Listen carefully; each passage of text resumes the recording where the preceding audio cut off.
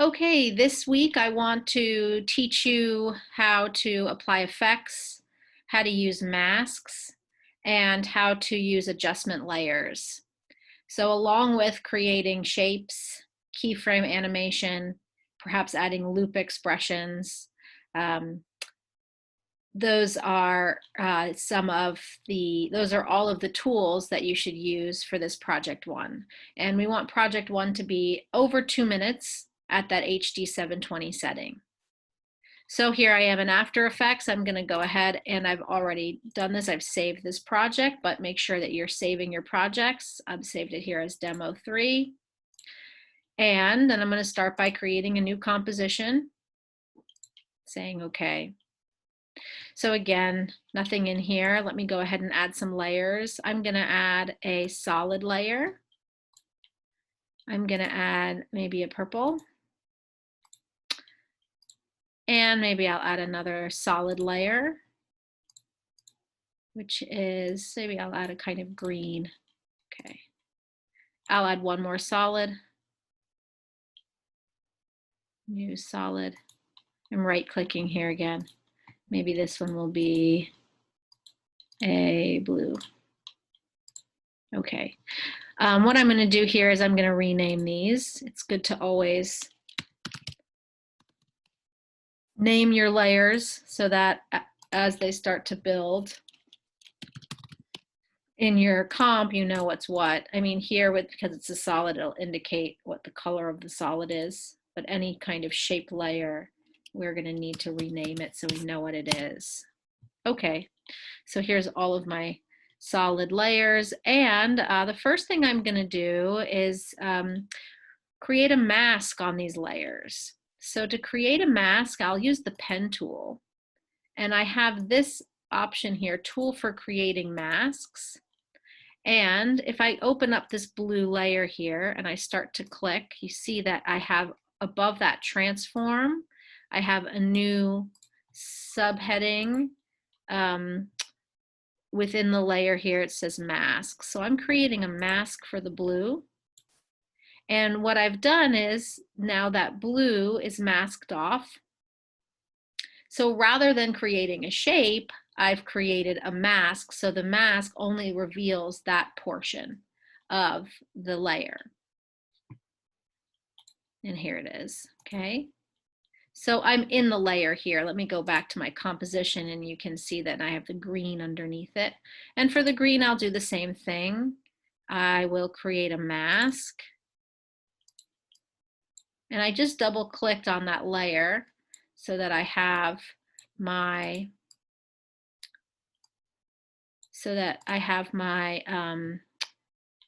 in my composition panel here, I'm just looking at that layer momentarily. So there's my layer. And now if I click out of it or click back on the composition, now I have these three colors. So I can animate those masks, right? I can dive in here and animate the mask path if I'd like. But what I'm going to do to add some motion to this is I'm going to add effects. And here on my side panel, I have this effects and presets. And I didn't mean to do that. Let me get out of here. I double clicked, and whenever I double click on anything, it makes it full screen. Same thing here with this composition panel, which is useful. But here, my effects and presets little drawer on the side, I have a number of effects that I can dive into, and this can add immediate interest they're like filters for After Effects, and they can add some immediate kind of dynamic interest to your overall composition. So you can create something if you prefer that's very flat and graphic like this, or you can start to add some filters over it, and it's really up to you. Again, this first project is a very experimental project. So one thing I like about using masks here is I have this feather option. And if I increase the feather on it, it's almost as if it's like a gradient. I'm going to do that with the purple as well. I think it gives a nice effect, or sorry, the green rather. The purple doesn't have a mask. Under the mask here, I can feather this mask as well. And now I have a nice soft kind of edge. I can make more than one mask. You know, if I come down to my purple and make a mask, here it will reveal black underneath, or the transparency. That's what you're seeing there. I'm masking just the purple here, and then you see the black. I can also invert the mask by clicking inverted, which means that I'm cutting a hole through that layer rather than just using that as, I'm not cutting out the shape, but I can invert it and instead cut out a hole in that layer if I want. Okay, I'm going to delete this mask because I don't want it. So I can go to my mask here and just delete that. So let me go ahead and add some effects now using this effects panel. One of them maybe would be distort, and there's so many in here. I really recommend going through a number of them and just choosing them based on what you think they might do and just playing around. So I might do, let's see, one that I might want to play around with is ripple pulse. Let's try that on the blue. And when I drag and drop, I just left mouse clicked and dragged that effect on top of this layer. And then you see here now in my project panel, I also have another tab now, effects controls. So I can control the effect here. And let's just press play and see if it does anything. That dark, that kind of, if I go back into my blue here, I might want to turn this down just to see what this looks like. And see if that ripple's doing anything. Let's move its original position somewhere. Time span is 1 second. Let's see, amplitude. And I might want to have some pattern in there to really see what's going on. I don't see that actually affecting too much. I'm going to delete that. And instead maybe try something just like a regular ripple rather than the CC ripple. And let's see if this does something. If I put this in the center of the radius, there we go. And now I'm getting a kind of rippled edge, wave width and wave height. And then if I get a kind of motion, a ripple motion.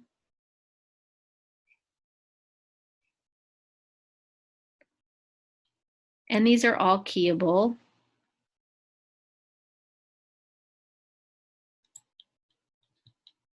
Let me bump up this feathered edge.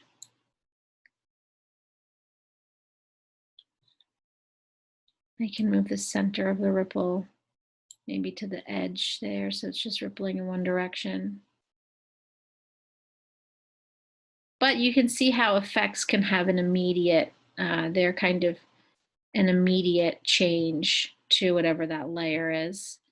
I'm going to go down to green. I'm going to stop that and choose a different one, maybe twirl. Let's see what twirl looks like. Drop that onto green. Let's see where that twirl radius is, and we should have an indication, the twirl center. Let's move this maybe down by the purple and see if we can get the angle. Maybe we can affect the way that this green wraps around, wraps by the purple. Let's do this really quick and turn down the feather.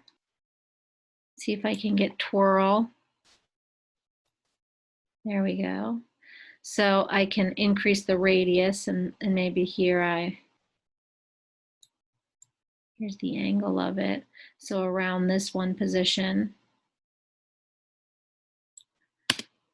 And I'm going to have to keyframe this if I want it to have, if I want it to move it up. If I want this to be animated, I'll have to keyframe it. And here I might, you can keyframe it So that, and here you can see with something like angle 3 times this, I can maybe say at the beginning of my animation, I want this to be 0 and key it. And then at the end of my animation, I want it to go around 10 times. I can say 10. And then maybe the radius will start out being 2. Go back to the beginning of the animation, and maybe the radius starts at 2. And then by the end, it increases to 60. Or even maybe 80. So it spans the entire width. And now I'll go back to my mask here and feather that a little bit more. Or I can even animate the feather, right? So now I have these 2 things that are animating just based on some really simple keyframes and using the effects.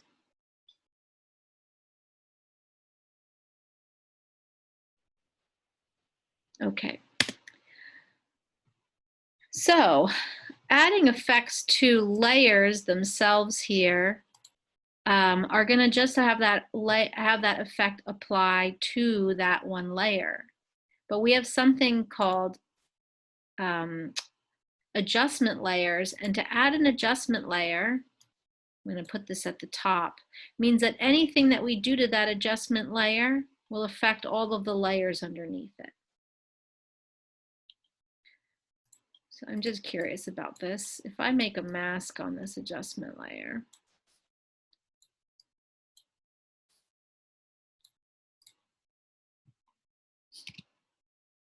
there's my layer, and I want to see now, I probably can add an effect just to that mask. Here I have this add.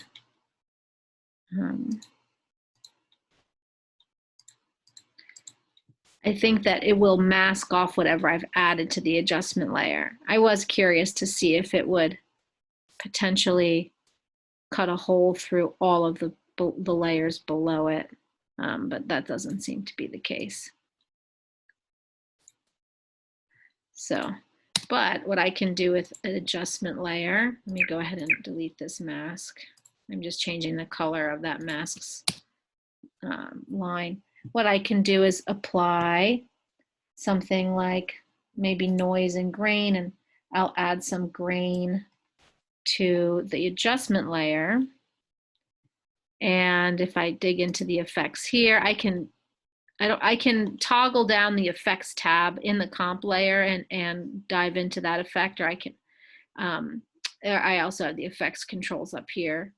So what I'll do is with this viewing mode, I'll just say final output so I can see it across the whole. This might make slow down the speed at which we can preview our composition. But here I can increase the intensity and increase the size of the noise, maybe increase the softness of it. And these are all things that I can, and the noise will kind of add a random noise pattern, maybe decrease both of these. But what it's doing is it's pulling from all of the below layers. So it's almost as if the adjustment layer has flattened the layers below it, to use a kind of Photoshop mindset, and then we can apply an adjustment to it. I can add an adjustment layer. If I move, let me move the order of the adjustment layer underneath the blue, and now it will only affect the green and the purple. And again, now will only affect the purple. So the adjustment layer will affect all of the layers underneath it. So in this case, I've added green. And again, I can key any of these.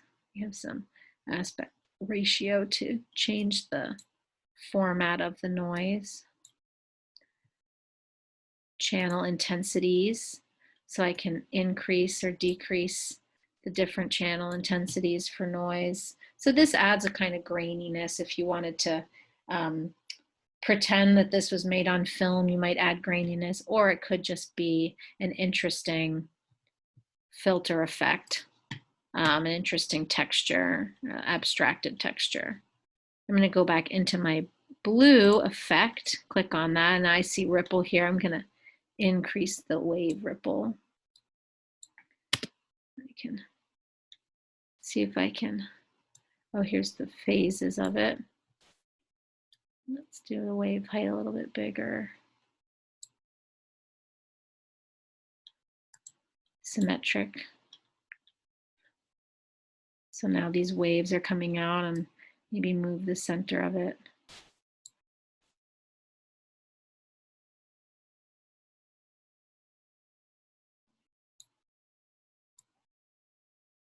Decrease that. And maybe I will move this all the way over here just to balance my little composition.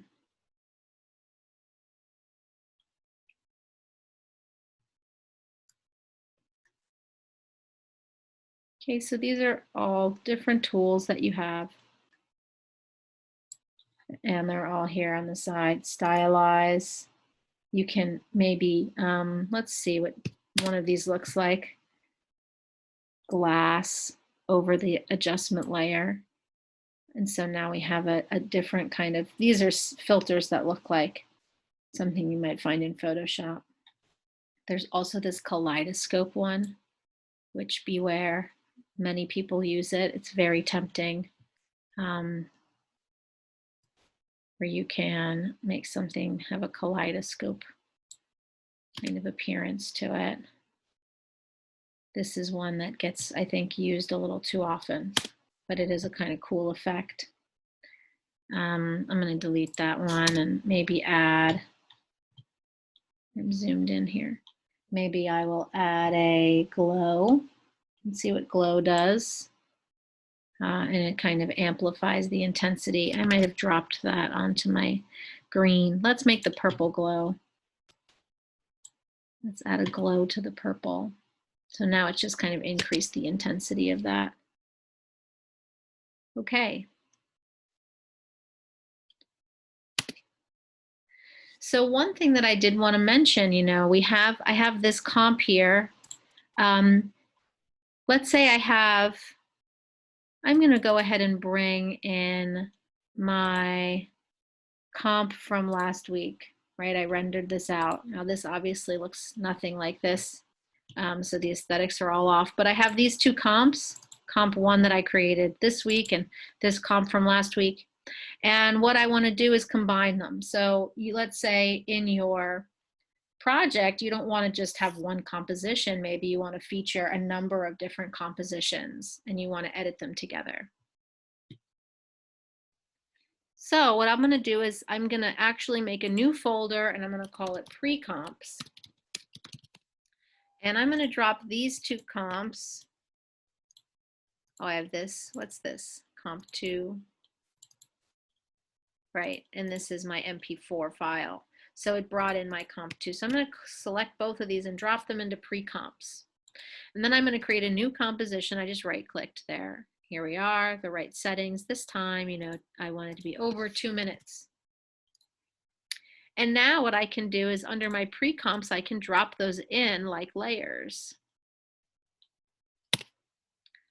I don't know, my caps locks got turned on. So what I'll do maybe is take comp 2 on top here and I will use my pen tool to create a mask.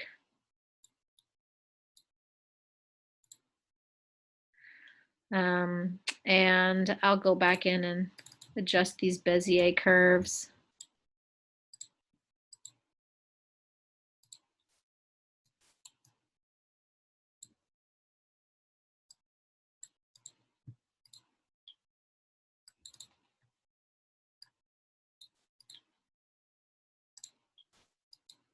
Come on, mask. I know I'm having the same problem selecting here. Let me hide this, or okay. I want to use my pen tool to adjust. There we are. Let me get my convert vertex tool and change that to Bezier curves. Now I can adjust this. So now I've masked that off, and then I can also go into my mask here and the mask path. Let's see if I can grab the whole mask and keyframe it here, and then go ahead into the future. So this little composition is only 30 seconds long. So at 30 seconds, that's why you see in this top bar here, it ends right there. So what I'll do maybe is between now and 30 seconds, I will move this across, and I have those keys.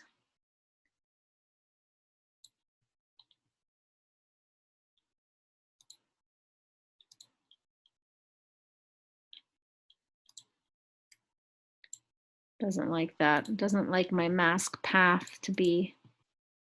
I would like to transform that. Okay, let's just click off of here. I might have to just transform the entire mask expansion, mask feather. I'll feather it a little bit. Okay.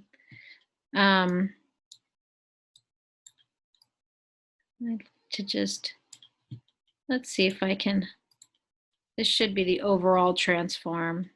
So the position here.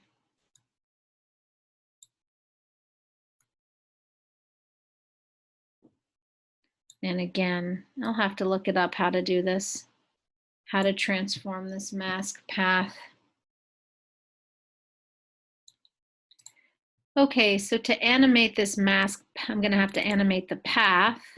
So if I go back to my composition, the new one, comp 2, and I might actually just quickly rename this final comp.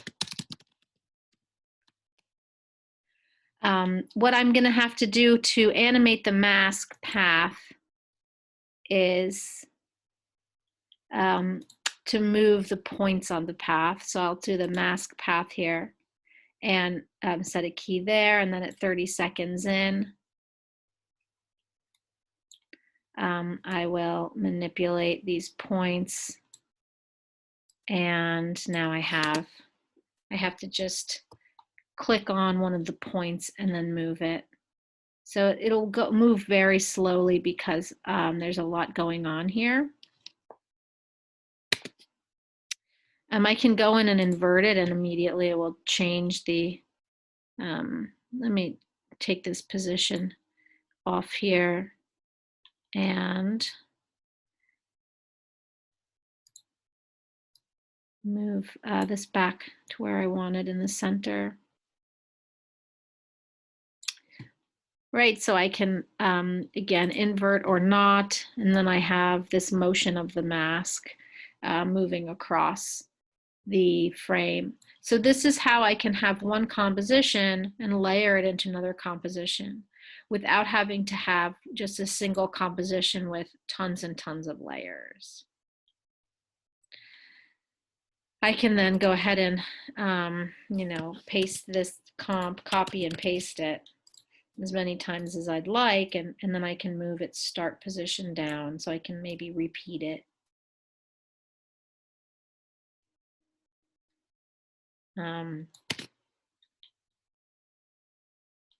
Again, there's nothing of aesthetic value to this. These two combine together. We really do want to be thinking about color and formal shapes, creating interesting dynamic shapes. We're thinking about a lot of the techniques and ways of developing two-dimensional composition abstractly, but here we're thinking about it as a fluid, time-based moving image. So how do we create not only a dynamic 2D composition, but one that remains dynamic and unfolds through time, okay? Okay, so that should do it for, and if we want to just go back and remember how to, we'll do this one more time. I'm going to go export, and add it to my media queue.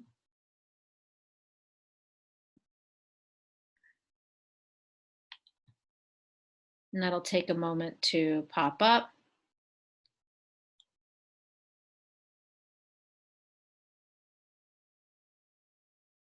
And then here, final comp, I might change the name of this to Project 1.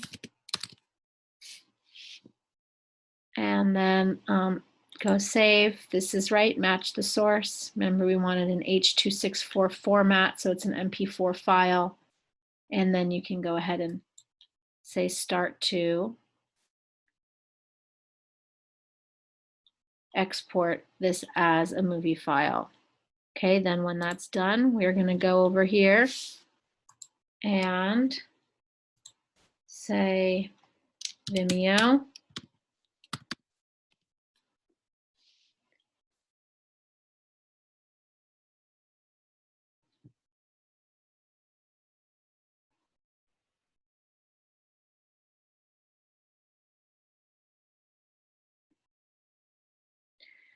Hopefully you've made your Vimeo account. Here's my account. I'm going to say new video.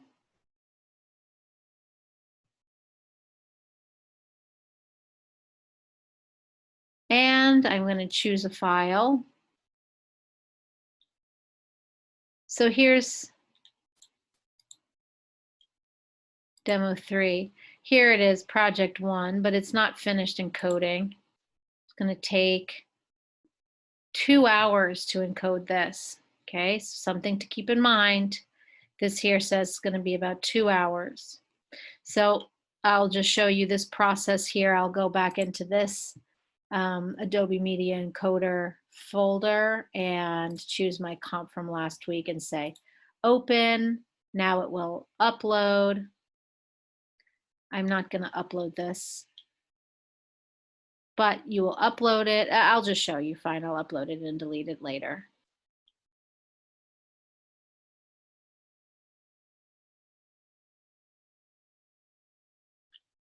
It's going to upload and then it'll have to process. So here you can put your title as Computer Animation Project 1, or you can give it a title. So here we go, upload complete, go to video. And this one has processed right away. Just kidding, it's not. It's encoding it, so it's got to wait. So once this is done, what I'll show you here is, once this is done, I just will pull from a different video here. Here's one video. What I can do is share. And again, I'm going to choose this here, embed. Copy this. I can say copy. And then if I go to Canvas, I'll do it now while we're here.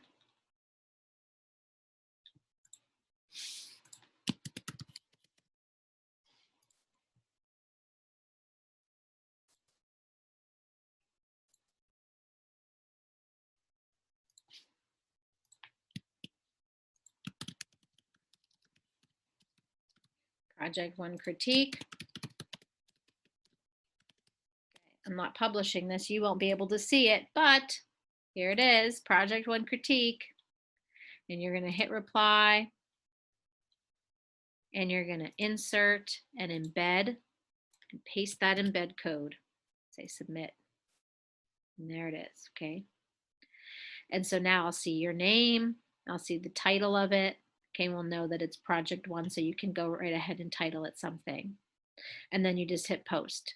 And this way we can go ahead and reply directly to each other's work here in the critique discussion.